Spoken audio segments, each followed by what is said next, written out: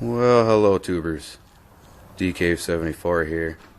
Just kind of want to make a quick little video of my new toy I just got.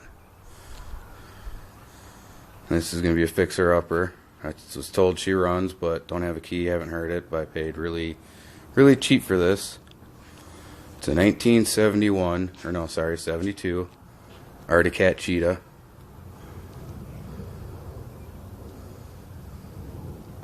Complete.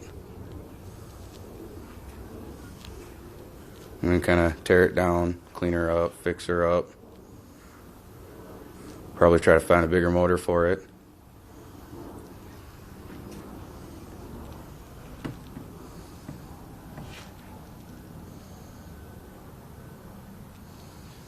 Don't have the key for it yet. He's going to find the key and bring it in to work on Monday.